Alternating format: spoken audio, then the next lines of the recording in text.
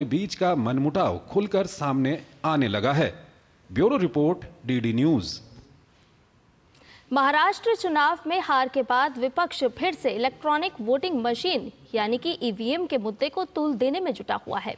हालांकि कांग्रेस में ईवीएम के विरोध को लेकर कोई स्पष्ट सहमति बनती नहीं दिख रही है। कांग्रेस हर चुनावी हार के बाद हार की जिम्मेदारी खुद न लेते हुए ईवीएम पर हार का ठिकरा फोड़ती है। महाराष्ट्र में हार के बाद कांग्रेस का पहला निशाना इलेक्ट्रॉनिक वोटिंग मशीन यानी ईवीएम है, लेकिन अब उसके अंदर से ही अलग अलग सुर सुनाई दे रहे हैं। कांग्रेस के वरिष्ठ नेता पी चिदम्बरम स्वयं कह रहे हैं कि ईवीएम के साथ उनका कभी बुरा अनुभव नहीं रहा, उनको दिक्कत बैलेट पेपर के वक्त थी। I admit that there are hundreds of EVM skeptics. Elon Musk is an EVM skeptic, and he says we should go back to the ballot paper. But I have had no bad experience with EVM. I can only speak of my experience because I'm confined to a constituency on polling day and counting day. So I can't speak for 542 other constituencies. Now, should we go back to the ballot boxes? I have had bad experience with ballot boxes. वहीं उनके बेटे कार्ति चिदम्बरम ने भी EVM पर भरोसा जताया है। कार्ति ने कहा, मैं 2004 से ईवीएम का इस्तेमाल कर चुनाव लड़ रहा हूं। निजी तौर पर मुझे इससे कोई शिकायत नहीं है।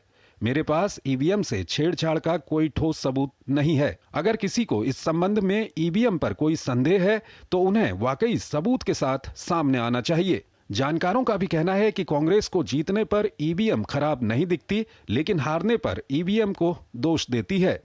हम जीते तो ईवीएम ठीक है, हम ना जीते तो ईवीएम, ये जो बहाना वाली जो ईवीएम बहाना है ना, अब आगे नहीं चल रहा है। कांग्रेस के नेतृत्व के सामने एक समस्या आ रही है जहां पार्टी के अन्य नेता, अन्य कार्यकर्ता वो स्वयं मानने को तैयार नहीं है।